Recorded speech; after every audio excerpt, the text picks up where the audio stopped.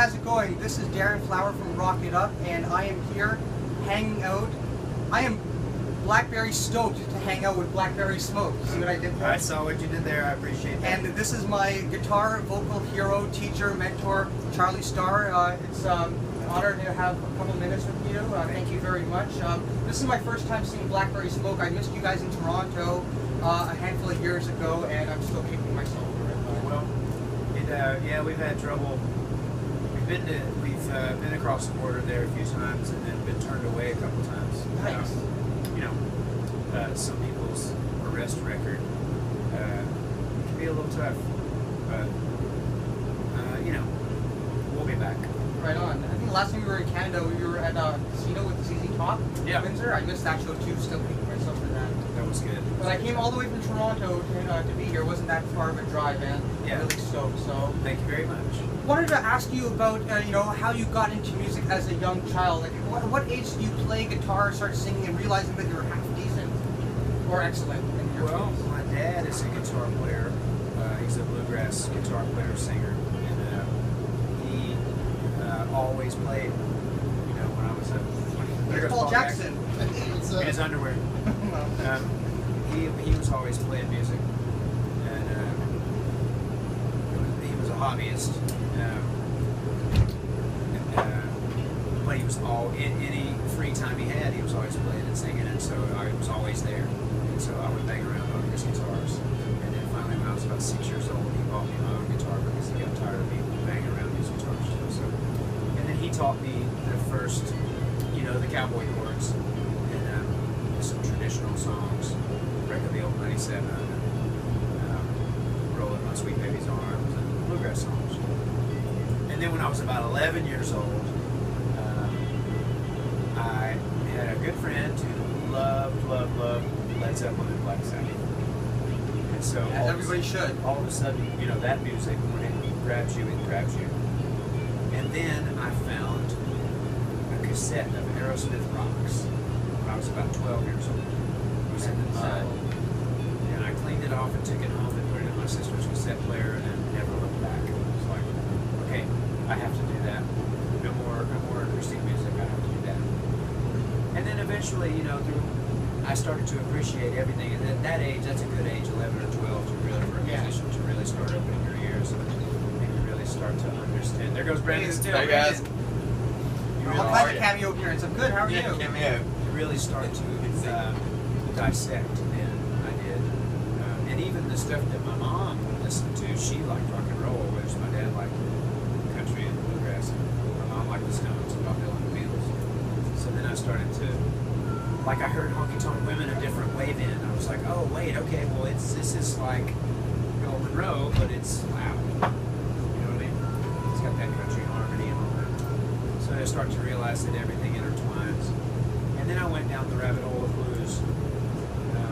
It started with Robert Johnson because of the Stones and Eric Clapton. Going to their hero. Yeah. And then I go back and discover for myself Robert Johnson, and then Charlie Patton and Son House, and Mine Leonard Jefferson, Lead Belly. And it never stops. And jazz. And more world music. So, yeah, I can't get enough. So when you were a younger man and just learning how to play, did you routinely spend 7-8 hours a day, honing your skills and singing and stuff like that? Not as much singing. I really just wanted to play the guitar in the formative years. But we would sing, my family and I, myself and my sister and my dad and his mother. There was always singing and playing, So singing was a natural thing, like in church. But I wasn't thinking about being a singer in the band. I wasn't brave enough for that at that point. So I didn't start to sing until I got to probably my early 20s. I think singing is probably the hardest instrument of them all because, for many different reasons, because your voice, that's you. It's not you playing mechanically the guitar, which you do very well, but, you're a human. Sometimes you get sick. Sometimes you have to work through it and stuff. Strain your voice. And you can hide on an instrument. You can hide behind the instrument. You're right. Your voice that's you. But I like to sing harmony with people for all those years. I enjoyed that very much, and because harmony was just something that was inherent, I think, from my family. And then after dealing with lead singers, finally, at one point, I was just like, I'll just do it. And then I really started to love it. It was really scary at the beginning. Then I really started to love it. Yeah? Right on. Over the last few albums, I noticed that you like to play guitar in alternate tunings. Seems like you're a big fan of Open G, maybe dabble in Open D a little bit, which is kind of its cousin. Yeah. I was hoping, this is a very musician-heavy question here, but what do you feel the pros and cons of open tuning versus standard? I don't know. I mean, it's just another way to play the instrument. I've always been really interested in open tuning. I learned the open G from a dobro tuning, which is a little bit different, but that was the first time I ever dabbled with that, was dobro tuning, that I learned from. There's a lot of traffic in here tonight. All good. It's okay. Where's Steve Winwood? Yeah. But no, we and I, from an early age, was really, really interested in pedal steel guitar, and didn't have access to it. So I would tune in a guitar to open G or open E or open D, and try to play the dobro, or try to find little pedal type things. And then I finally got a pedal steel when I was in my 20s, and learned how to play enough to use on a song. So I've always played the steel on records, whatever song might have. But that kind of thing makes pedal steel players furious, because they're so good, and when guitar players jump behind the pedal steel, they're like, stick to your gig, dude. That's my gig. Well, as it turns out, the cameraman is quite the accomplished pedal steel player. I should point that out. Riley, I don't know what accomplished. We'll see. Well, you're getting there. He's very, very good. Yeah, well, I had a guitar player friend who had one. He played Right on. And he let me borrow it, and he gave me a little lesson, and it was an E9. Yeah, that's We were just talking about this. Deckley, and student model. Yeah, I got a Mullins. Okay, yeah. Well, he said, okay, man, here's the deal. Always wear finger picks, which I would, because I'm playing banjo too. He said, these strings, that's all. Do not ever hit the strings that are in between, ever. But if you major voicings and Yeah. you go 1-4-5 with your pedals, you can play a lot Whoa, from that. I'm conducting this interview. You just Okay, be back to careful. you. Shut up. But that was valuable, and I to this day I subscribe to that advice. Speaking of banjo, was that you that can be heard on Leave a Scar? Yeah. Oh, that's one of my favorite songs. That's such a great arena rock song. Which leads me to my next topic, Like an Arrow. Great album. I'm from Canada. It's very hard to find physical copies of PBS, which is very unfortunate for me. So I actually picked up my copy in New Jersey. And after the first listen, I started waiting for the thunder and just, all these great songs, I realized right then and there it was an instant classic. It was like, that's what a classic rock revival is supposed to sound like. I think, Thank you very much. Yeah, instant classic. What I wanted to talk about, particularly about that album, is the diversity. There seems to be influences pulled from, well, of course, classic rock and country, but there's also some cool stuff there, like an Arrow is a very metally kind of song in C sharp. Yep. With a very metally hard rock kind of tone. And then, so I'm sorry, it's track 11, Believe You Me, has a very funky-ish kind of stuff. So Yeah. is it safe to say that the guys in Blackberry Smoke listen to a lot of different kinds of music and pull from that? Yeah, most definitely. You never know what you might hear around this camp, but also, I mean, a lot of thought, well, not a lot of thought, but thought goes into that when we're choosing songs for the record, or when I'm writing songs. I mean, it definitely, I try to write a lot of different types of songs for our project, for a record, so we have a lot of variety to choose from, and it's served us well. In my opinion, it makes us happy to make records that are varied in the type of songs that are on the record. Right. We don't want to make a record that anybody could ever go, God, every song on this record sounds the same. We're just talking about that sucks. Yeah, that does kind of suck. And I catch, especially this time, especially those two songs you mentioned. Like an Arrow is the heaviest song we've ever recorded, and Believe You Me is the funkiest song we've ever recorded. And it's all on the same album. Yeah, and I remember when we were recording Believe You Me, and it just feels good. It's a Muscle Shoals kind of thing, you know. It's really. I remember somebody, I don't remember who, but somebody said, "God, can we get away with this?" And I thought we laughed, and then I thought, of course we can. We can get away with whatever the hell we want to do. We do what makes us happy, and if there's a fan who doesn't like it, sorry.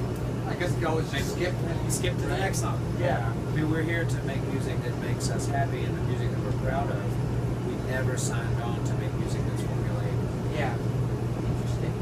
Well, yeah, no, I mean, I think as an artist, like, you probably should draw from many different places, but Yeah. it's still like a very cohesive album and very much the classic rock, country rock kind of realm. Yeah. So it doesn't feel like it's musical schizophrenia. Yeah. And I come across that every once in a while in many different CDs, independent CDs, and stuff Yeah. like that.